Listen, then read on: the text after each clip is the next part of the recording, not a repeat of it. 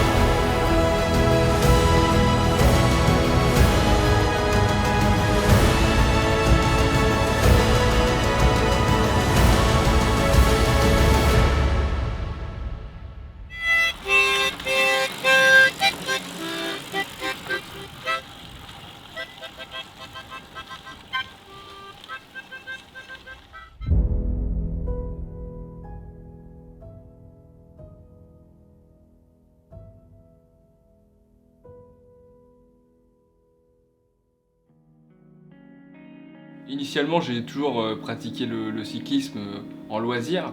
Et puis le déclic, ça a été l'achat de mon premier vélo de route, qui m'a permis vraiment d'allonger les distances en passant de plusieurs dizaines à plusieurs centaines de kilomètres. Ça a été vraiment le coup de foudre, la première fois que j'ai fait plus de 300 km. J'ai adoré ça et je me suis dit j'ai juste envie de recommencer. Donc là, en creusant un petit peu, j'ai découvert qu'il existait des épreuves organisées et que ça s'appelait de l'ultracyclisme. Avec un rêve au fond de moi, cette Race Across France avec ses 2500 km, ça me paraissait être un format complètement inhumain. Je voyais pas comment on puisse faire 2500 km en autonomie.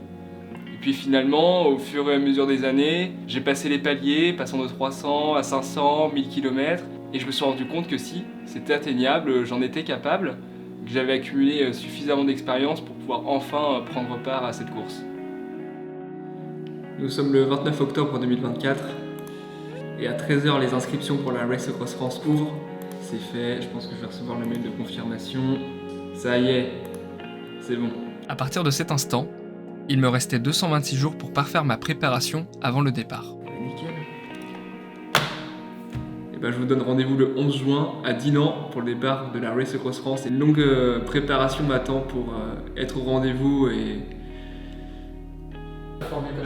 C'est ambitieux, mais c'est le but, hein, ça va être de performer, c'est sûr, de donner le maximum pour déjà franchir la ligne d'arrivée et évidemment d'aller chercher le meilleur résultat possible.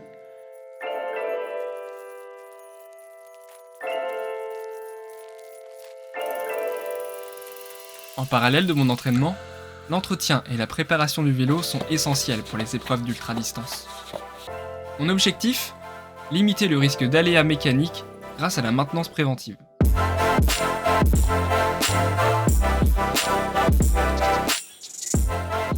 Alors ça c'est le témoin d'origine et ça c'est le vieux pneu. Le choix de mes composants est guidé par 3 critères. Le rendement, le confort et la fiabilité. C'est bien nettoyé, c'est bien propre. J'ai pas envie de tout recommencer, ça m'arrive trop de fois de faire tomber les billes, machin chouette. Et du coup tout nettoyer pour pas avoir une seule petite poussière qui vient se glisser dans les roulements. Parce que sinon après ça te fait un vieux bruit dans la roue, tu l'entends. Je tiens à réaliser ces opérations moi-même afin d'être apte à intervenir sur mon vélo en cas d'aléas mécaniques durant la course.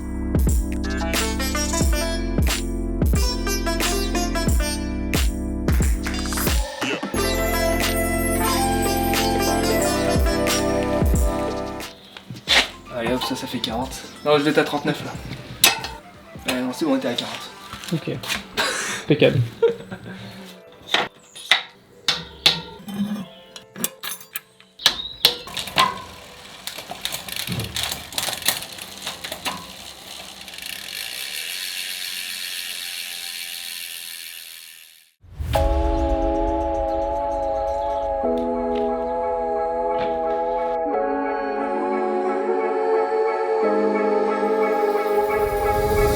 Là je fais des derniers choix stratégiques avant le départ par rapport à la météo qu'ils annoncent sur les 3 prochains jours parce que bah sur les 3 prochains jours je pourrais pas changer de vêtements donc faut anticiper la météo, température la nuit et puis voilà, ça va le faire. Il fait chaud en plus. Dernier préparatif, avec l'installation de l'éclairage et des sacoches. Prochaine étape, le contrôle technique. Bon, en gros, pendant que l'une fonctionne, l'autre je vais la mettre là pour recharger. Comme ça, elle ne prend pas de place dans une sacoche ou quoi.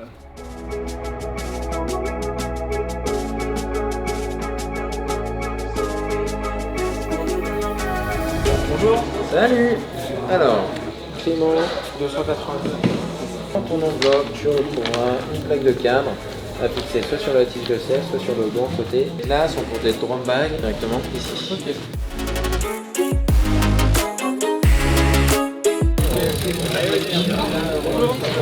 Qu'est-ce que vous voulez? C'est quoi la marque? Écoille, ok. Tu as un sifflet. Ouais, il est là. Alors pense-le à le mettre plutôt sur ton dos. D'accord. Si tu tombes, c'est mieux qu'il y a Bien vu. Ouais, je mettrai un maillot.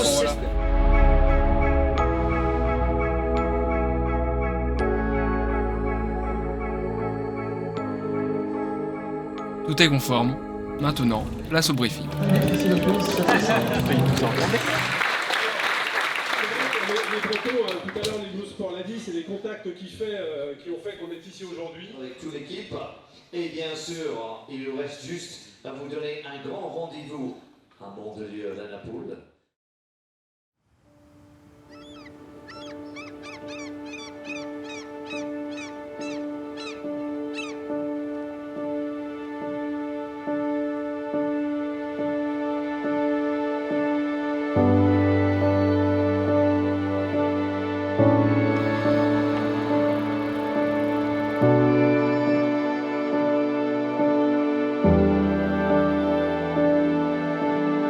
Allez les gars. Allez, tu donnes tout. Hein. On est là. Putain, on va la refaire là, c'était dégueulasse. Allez, tu donnes tout, on préfère. À quelques minutes du départ, je prends conscience de la distance hors norme qui m'attend.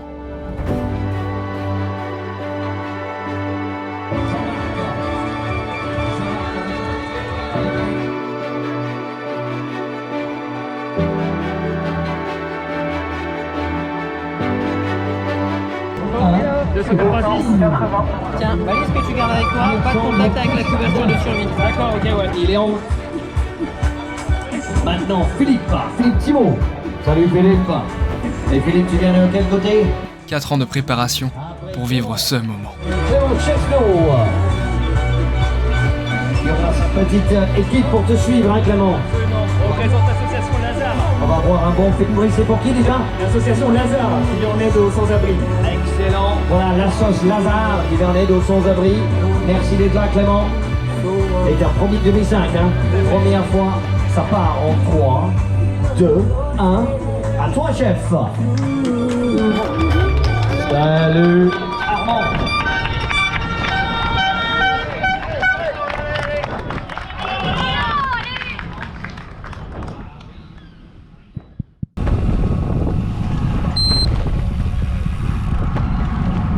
Après quelques mètres de parcouru, un premier dysfonctionnement apparaît. Un problème inédit qui se manifeste ce jour-ci comme par hasard. Mon compteur GPS ne capte pas les satellites. Ouais, mais il veut pas étalonner la position là. Toi aussi? Non, moi c'est une autre trace, on dirait. Il te fait aller là-bas? Non. Ouais, pareil.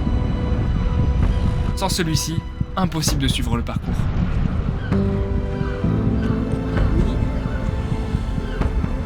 Garde le parcours. GPS qui veut pas capter les satellites. Donc sans satellite je vais pas aller bien loin. Oui c'est par là. Donc quand il est à jour. En fait il fonctionne toujours très bien sauf aujourd'hui il a décidé de. Aïe. Non puis il vaut mieux que je règle le problème dès maintenant et après je suis tranquille. C'est bon? prêt à naviguer, altitude étalonnée à cette position. Ah, voilà, votre présence ça suffit. C'est normal, on est ici alors. On va vous regarder, on habite là-bas, on va regarder. Bon, Non mais c'est dingue, Non, mais monsieur attendez. et madame arrivent, ça capte, c'est bon, ils font 5 mètres, je capte plus. Je fais là-bas, je prends mon vélo, je vous accompagne. Non, allez, et tant que ça Terminez fonctionne, pas les- j'y vais. Toujours bon, j'espère.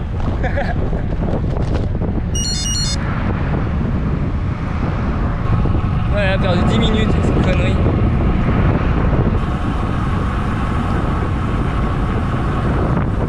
Allez, plus que 2607 km. La problématique du GPS est maintenant derrière moi.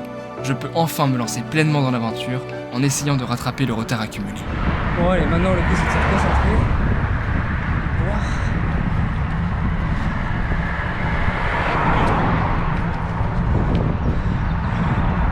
Ma stratégie pour ce premier soir, dépasser Paimpol au kilomètre 155.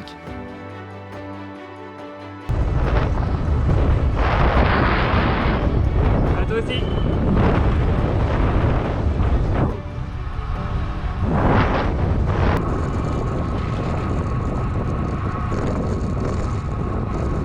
Jolie attaque à la montée.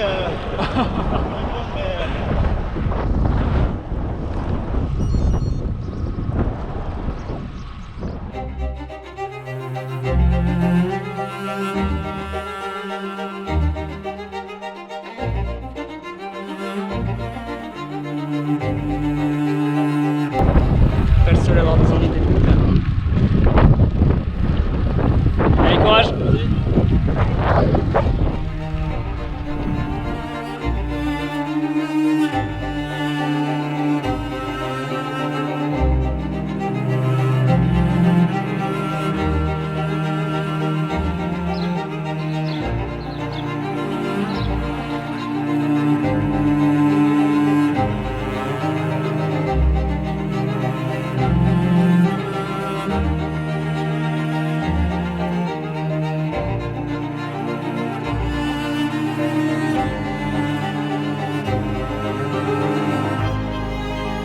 Une fois Paimpol franchi, je cherche un endroit où dormir afin de m'aligner sur mon rythme biologique de sommeil.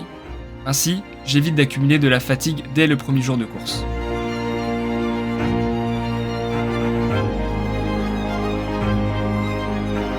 Les éclairs fendent le ciel et la pluie s'abat sur l'asphalte encore brûlant. Je décide de dormir un peu plus longtemps.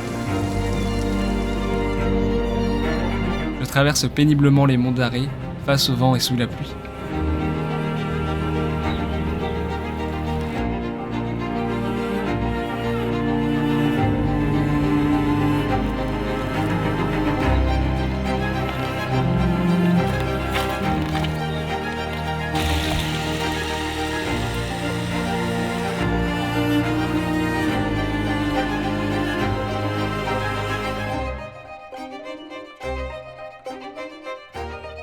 Enfin, ces premiers kilomètres en Bretagne s'achèvent vent dans le dos en direction de la Mayenne et de la première base de vie.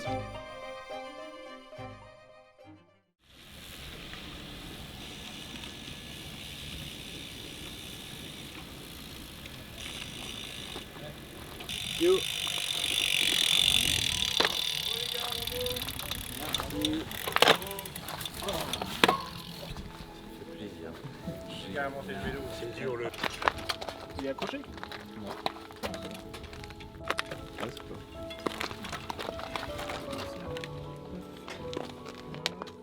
Là maintenant que je suis arrêté et en plus tout est silencieux là, et bah je vais dormir. Non ouais, je suis content, c'est une bonne journée. La stratégie paye parce que du coup j'ai bien remonté au classement donc c'est cool. Donc ouais, beaucoup de repos pour attaquer demain la descente vers le sud. Ça tire sur le coup.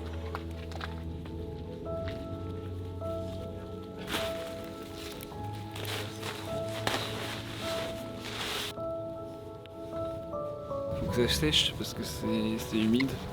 J'ai pas envie de dormir dans un truc mouillé. Je vais manger d'abord, puis après je prends la modif. Ah, moi aussi je vais griller. Sur la Race Across France, il y a 5 bases de vie. Sur celle-ci, l'assistance y est autorisée. On y retrouve notamment les commodités, de quoi manger, recharger nos batteries et dormir.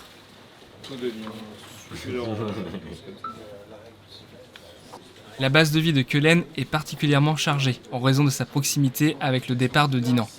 Beaucoup de coureurs ayant roulé toute la première nuit en profitent pour s'y reposer.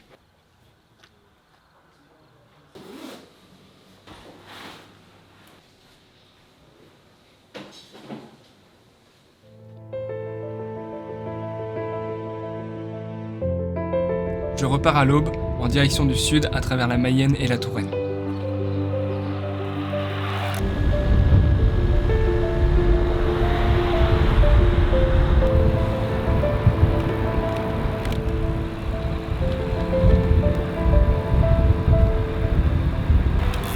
Il y a la commune de Bourganeuf, au kilomètre 644.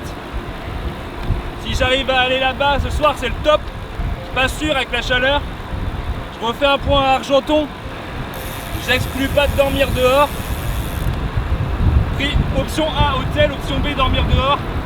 J'avise en fonction de mon avancée, de mon état de fatigue, etc. etc. Ce vendredi marque le début de la canicule en France. Malgré tout, je ne cesse d'avancer en dépit des températures avoisinant les 40 degrés au soleil.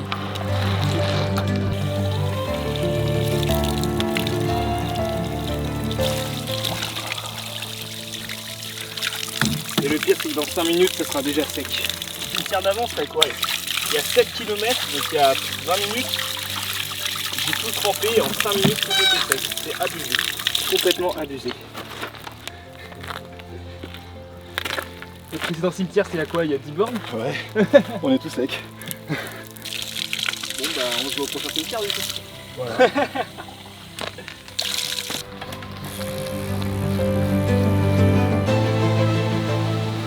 Ça, c'est le mode pilotage automatique, tu vois. Les yeux sur la route. Et je regarde rien d'autre.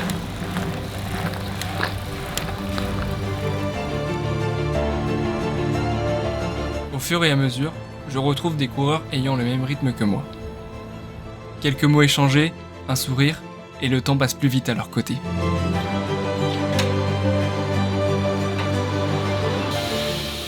C'est presque un hôtel 5 étoiles ça pour dormir ici.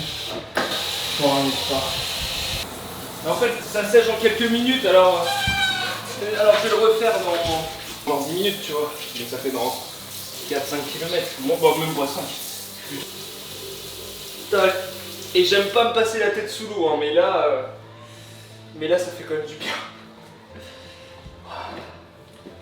Les pauses fraîcheurs se cumulent et ralentissent ma progression, mais me permettent de rester lucide sur la situation.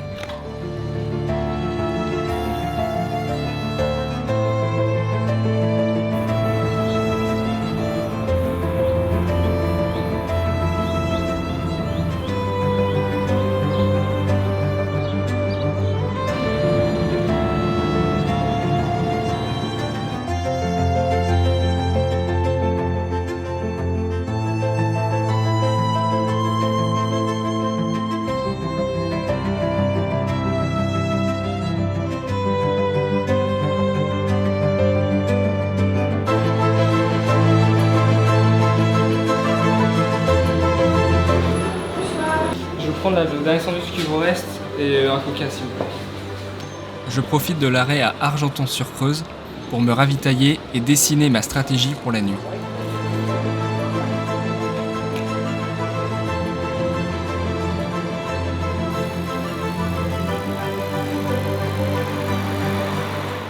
De base, je comptais aller jusqu'à Bourganeuf, mais finalement, la chaleur ayant beaucoup pesé sur l'organisme, je me suis dit que c'était pas grave, il fallait pas chercher à en faire de trop, au risque de le payer dans les jours suivants, déjà que ma stratégie payait bien le fait d'avoir dormi la première nuit. Donc je me suis dit que c'était pas grave, je roulais comme je pouvais, et puis avec la baisse des températures, déjà ça a permis finalement de reprendre un petit peu de rythme, et puis au premier signe de fatigue, de trouver un endroit où dormir. Et au kilomètre 907, en arrivant dans la commune de Marsac, je vois le stade municipal indiqué, je me suis dit que ça faisait un bon spot où dormir.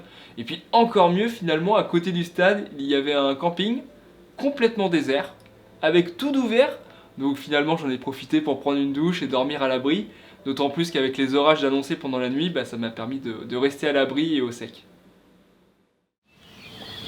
Salut, ça va? Oh écoute, on survit, et toi? Ça va? le samedi 14 au matin, je repars, je traverse donc le lac de la Civière, etc. Là, toutes ces régions-là. L'objectif c'est d'atteindre Montastruc le soir même pour déjà basculer la remontée vers Clermont-Ferrand le lendemain matin.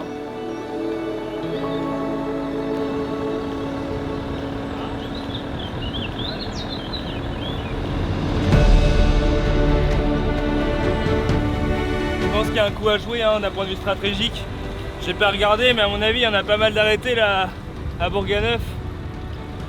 J'ai encore de la bouffe, donc en vrai, il y a Royère, voire Buja après. Je peux peut-être tenir. Ouais, est-ce qu'il y a Royère, c'est sûr, Buja, peut-être pas. De toute façon, qu'après Busage, c'est chaud, il n'y a pas grand-chose. Franchement, j'ai hyper bien dormi cette nuit. Je pense que j'ai vraiment fait le bon choix de dormir dehors. Je suis arrêté à Marsac, là, dans un camping. Je peux prendre une douche et tout, royal. Il y a du dénivelé, mais il faut aller chercher Montastruc. Ça permet vraiment de basculer la remontée vers Clermont demain matin.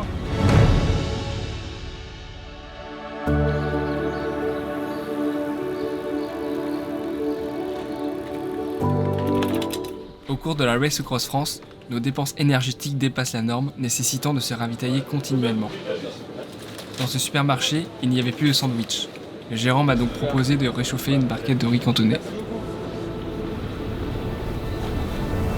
Ces arrêts sont aussi l'occasion de tenir au courant de mon avancée toutes les personnes me soutenant dans ce projet, notamment via des vidéos live. À la paume des mains, mais ça va. Mal au cou, mais c'est classique, ça va. Non. T'es au bon endroit. Je vous disais bien, il y a forcément des mecs qui sont mieux. Ça va? Ouais, toi? T'as mal au genou? Non, je mets la crème solaire. Ah ouais, t'as raison, c'est une bonne idée peut-être. T'as des chaussettes trop stylées sur tes chaussettes. Ouais, en fait, ce que j'ai C'est pour le blanc. Ouais, c'est vrai. Et sauf qu'avec la chaleur, avec le soleil, ça me tabasse. Et du coup, je me suis dit, raison. Je vais mettre des soquettes blanches par-dessus, ça se trouve, ça va faire le taf. Et en vrai, ça fait grave le taf. Bah oui, parce qu'en plus ça respire. Parce que je fais des chaussures de VTT, alors. Ah, moi aussi, ouais. Ouais, bah du coup, Bah, les c'est plus chaussures, elles sont confortable. quand même pas très respirantes. Par contre, oui, c'est plus confortable pour marcher et tout, mais. il n'y a pas de sandwich. Attends, parce que moi je stocke une sorte de pâté feuilleté derrière mon dos depuis longtemps. Avec une tarte aux fruits. Je me dépêche parce que je vais essayer de rattraper Jonas quand même. Ouais, bah tant qu'il a pas franchi la ligne d'arrivée, hein.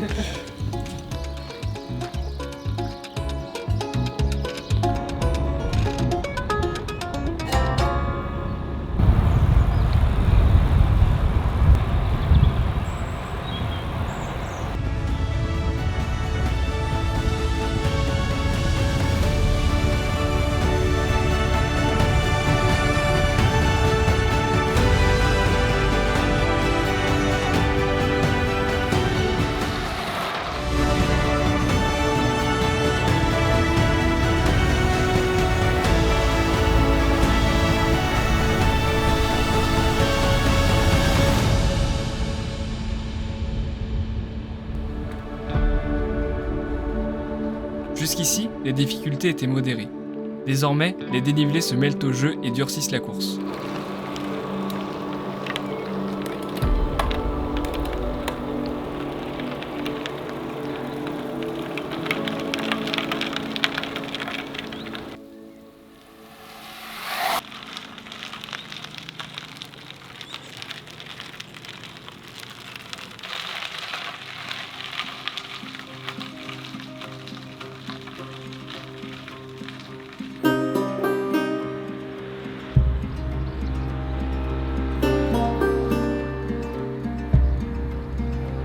Cette journée se passe plutôt bien, j'ai plutôt des bonnes jambes à mon rythme et donc je progresse bien sur le parcours.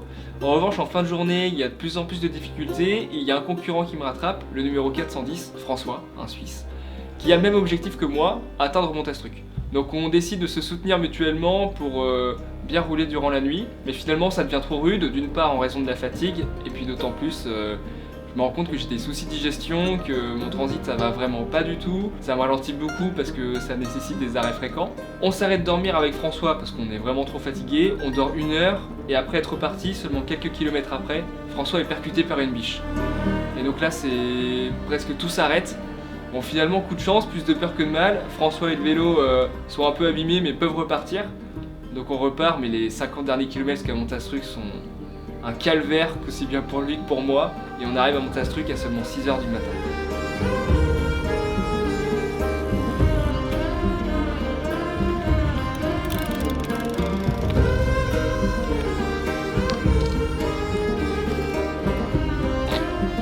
Grâce à la tactique menée depuis le départ, je fais partie des 40 premiers coureurs à atteindre Montastruc. Te reposer si tu veux, je sais pas où tu en es. Ah oui. T'as roulé toute la nuit? Non, on a dormi 1 heure avec François, mais il s'est fait percuter par une biche. Ah merde.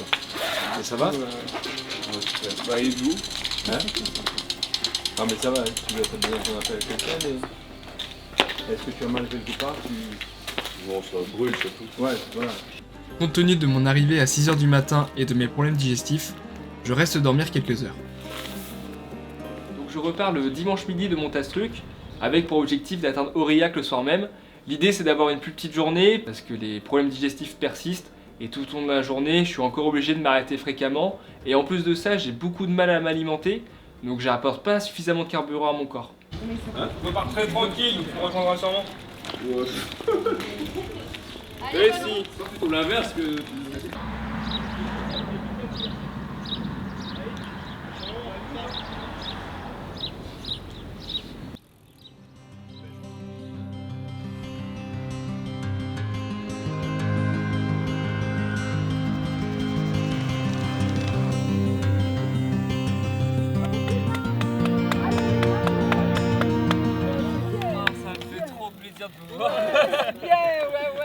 Ah, mentalement, ça me fait trop du bien de vous voir. Ah, c'est bien, tu vois, bon. Parce que là, j'en ai marre. Mais non, tu vas y arriver, c'est bien. T'es courageux. Et encore, le plus dur commence. En plus du soutien mutuel entre coureurs, les encouragements reçus sur le bord de la route me galvanisent pour surmonter les difficultés. Allez, vas-y, merci en tout cas d'être venu. Ça fait vraiment plaisir. Allez, tu m'appelles quand tu auras fini. Ouais, vas-y. Salut, bon courage.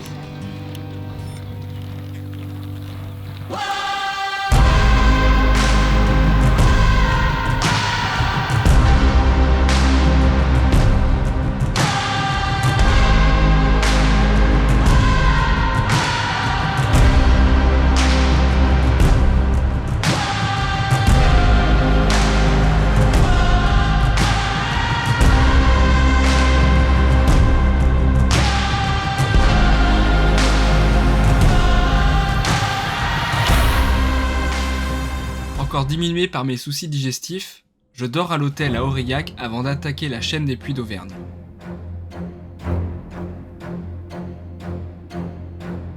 Ce 5e jour de course est marqué par l'ascension du Puy-Marie.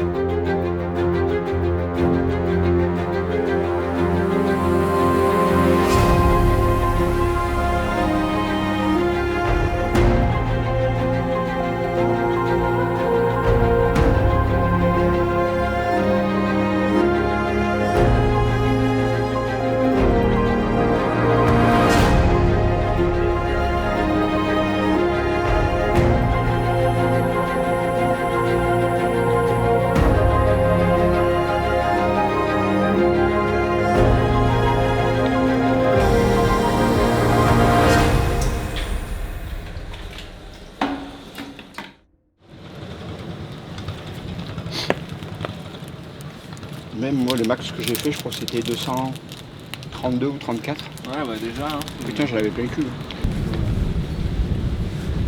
puis après, il va y avoir du vent, là. Tout ce qui est la descente, là, pour aller vers Ouais, je pars dans le Périgord. Oh putain. Ce cycliste avait raison. Un puissant vent de face m'oblige à pédaler même dans les descentes et ralentit mon avancée jusqu'à Clermont-Ferrand. Et comment j'en ai marre du vent, il casse les couilles. Vraiment, c'est abusé. Hein.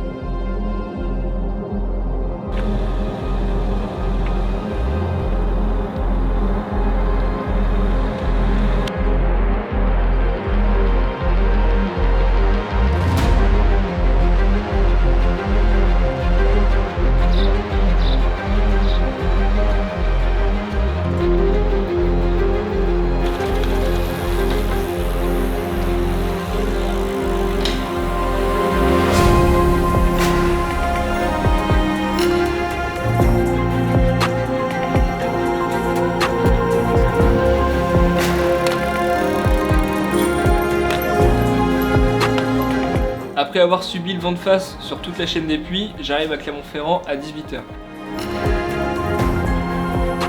Parmi les différents formats de la Race Across France, le 1000 km part de Clermont-Ferrand. Un des concurrents, Marco, que j'ai rencontré sur une épreuve d'ultra-distance en 2023, vient à ma rencontre. Le matin, là, je regarde. Je dis, il est où? Putain, qu'est-ce qu'il a fait? Donc là, j'ai regardé, j'ai vu que t'avais une grosse... Une occasion supplémentaire de partager nos expériences dans cette discipline. Le fait de dormir, de bien t'arrêter pour dormir, en fait, tu capitalises pour la suite. Ouais, c'est ça, parce que du coup, dès le deuxième jour, tous ceux qui avaient roulé toute la première nuit, alors il y a certains, ils se connaissent, ils savent qu'ils sont capables de rouler, mais il y a certains, ils prennent le risque et machin, et en fait, tous ceux-là, tu les rattrapes parce que toi, t'es frais. Au bout de combien d'heures tu t'es arrêté de dormir? De 6 heures. Ah ouais, c'est rapidement, d'accord. Ouais. T'avais vraiment envie de dormir? Moi, c'est une des questions. T'avais envie? Ouais, t'avais envie? Ouais, rapidement. Moi, c'est une vraie question, tu vois, pour cette nuit. Est-ce que je m'arrête et si oui, à quelle heure? J'ai tenté une fois de pas dormir la nuit. Bah alors, quand t'as un ultra qui fait 500 bornes, ouais, ok, tu dors pas. La fin, c'est chaud, mais ça le fait. Mais ouais, déjà sur 1000 bornes, et je pense que si j'avais pas fait cette erreur-là, bon, le fait de l'avoir fait là, je sais que du coup, faut pas que je le fasse. Il fallait bien que j'essaye, effectivement, comme tu l'as dit. Donc, le classement, il se faisait pas à Kellen à la première place de vie, hein, il se fait à la fin, à Mandelieu. Là, je suis arrivé, mais là, je repars là. Tu repars. Ouais. Faire une petite photo le pour... 1000 c'est le Mont Blanc, le 2005 c'est l'Everest. Ah ouais, carrément. Pour envoyer aux anciens des Vikings. Bon, allez, bonne route à toi, Clément. Ouais, bah bonne route à toi aussi. Profite-en bien. J'espère que je te redoublerai pas parce que ça sera un mauvais signe pour toi sinon.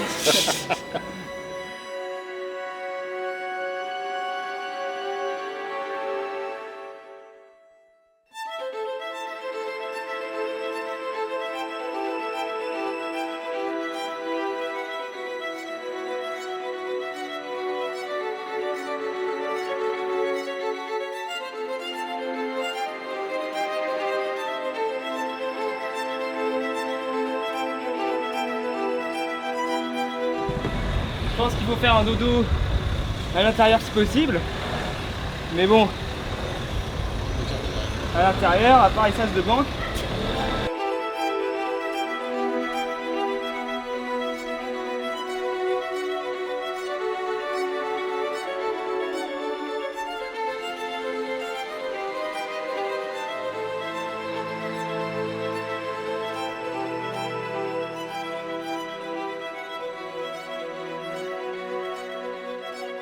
Je m'éternise pas sur cette base de vie puisque j'ai largement le temps de rouler avant que le soleil se couche. Et donc je repars d'ici, vente d'eau en direction de Digne-les-Bains et je rattrape François avec qui j'ai déjà sympathisé. On s'arrête à Dors-l'Église au kilomètre 1792.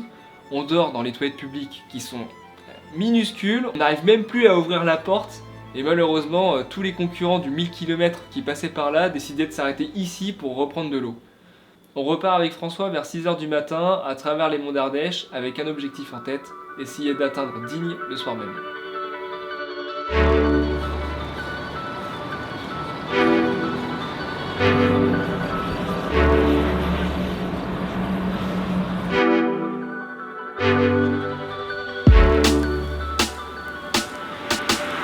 Je suis en mode été, c'est let's go hein.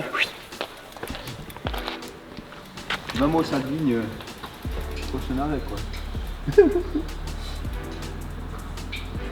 Mes problèmes digestifs s'amplifient, nécessitant de nombreux arrêts, ce qui impacte mon classement.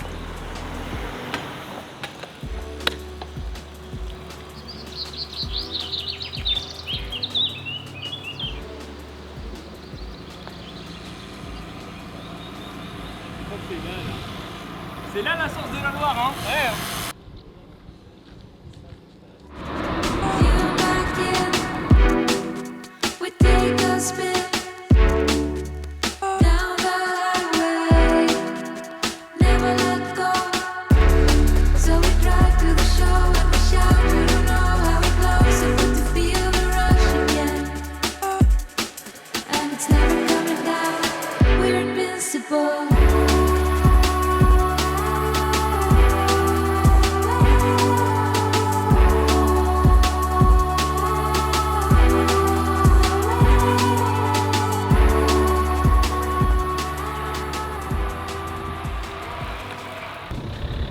Mes ennuis de santé deviennent insupportables. J'en informe le PGO qui m'oriente vers un médecin et une pharmacie.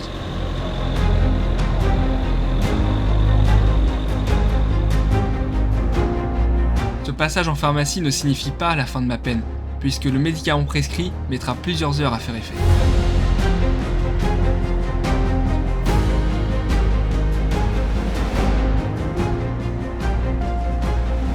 Cette journée fut un véritable calvaire.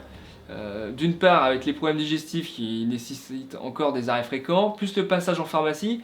Tout ça m'a coûté plusieurs heures et je me rends compte qu'atteindre Digne-les-Bains le soir même est inenvisageable. En plus de ça, le médicament fait pas encore effet, je suis vraiment à la limite, je suis à ça de craquer. Et donc j'appelle le PGO en expliquant que je vais solliciter de l'aide extérieure, de l'assistance pour pouvoir aller mieux. Sauf qu'on m'explique que bien sûr ça engendrera ma disqualification. Et je lui dis que non, c'est pas possible, tout peut pas s'arrêter maintenant. Donc je me reprends en main, je me pose, et la solution était évidente, était devant mes yeux depuis le début. Il suffisait de m'arrêter à l'hôtel, à Montbrun qui était devant moi, pour pouvoir passer une bonne nuit de sommeil et guérir.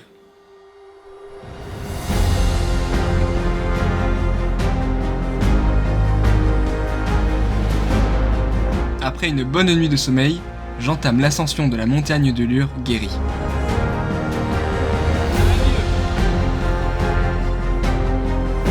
Dans ce col, je rencontre Michel, un cycliste local.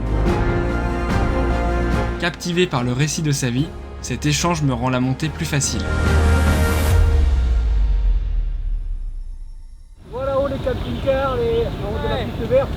La bascule elle est là, les jeunes femmes. On y est, on approche. Michel, c'est le boss.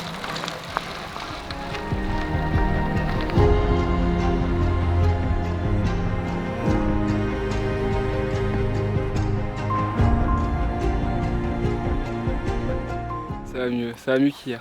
La preuve c'est que j'ai pu monter normalement. Donc là je vise Digne et puis après on verra. D'abord Digne et puis après je verrai comment je la vise, si je repars ou pas. Il restera 407 bornes avant d'arriver. Tu vas passer sous les pénitents, ces gros rochers là, qui sont atypiques. Maligé, va certainement te faire prendre une petite route comme du Chafaud, le golf, le Chafaud, le golf, et Digne, ça y est. Bon courage Clément pour le Ouais, merci ouais. Lisa. Bonne route à toi. Ouais.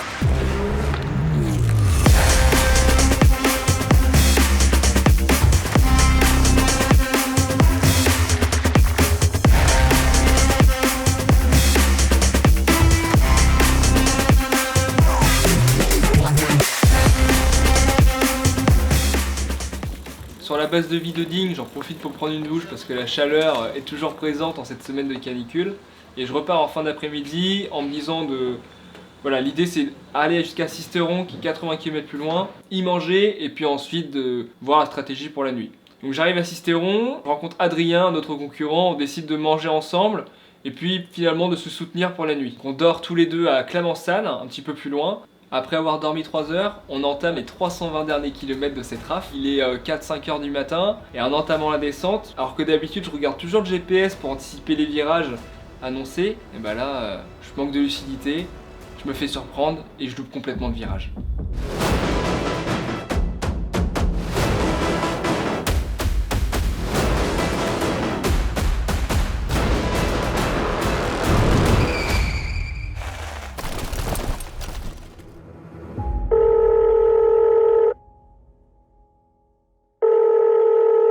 Oui, bonjour Clément, Stéphane de PC Course. Bonjour Stéphane. Je Tu vas bien t'appelle parce que... non, moyen. Moyen. Je m'arrête faire une sieste en raison des traumatismes de la chute. Après celle-ci, des douleurs thoraciques et abdominales persistent. C'est un miracle que j'ai rien. Ah bah si, tout là ça a frotté. 90 degrés à droite, serré, épingle à gauche.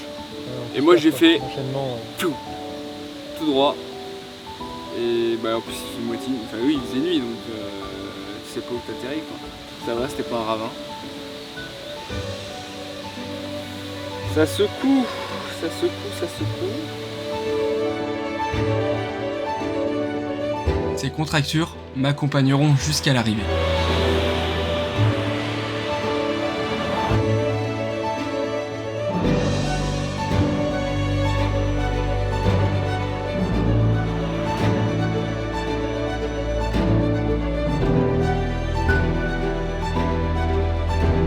En milieu de matinée, j'atteins Josier, qui symbolise le début de l'ascension de la plus grande difficulté de la course.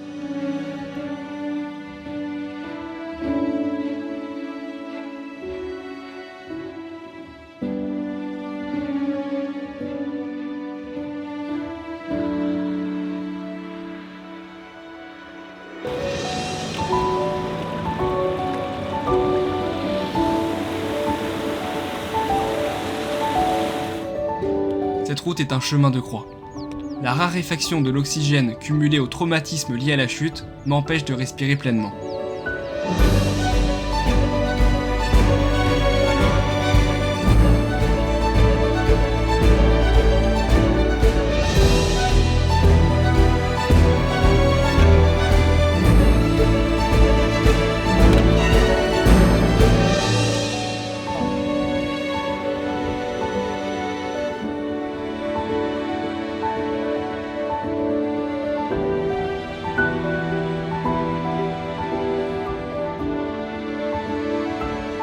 Plus que 220 bornes. Une fois la cime de la Bonnette atteinte, ça y est, le plus dur est derrière moi. Pour autant, ce n'est pas la fin des difficultés puisqu'il reste encore 4 cols avant l'arrivée à Mandelieu.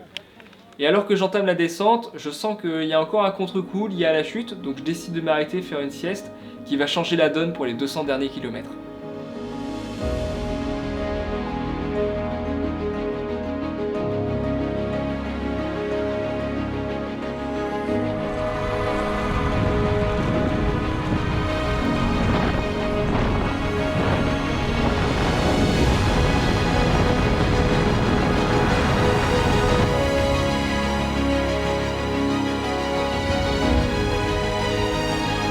En dépit de 8 jours de fatigue accumulée, l'adrénaline et l'euphorie me propulsent vers la ligne d'arrivée.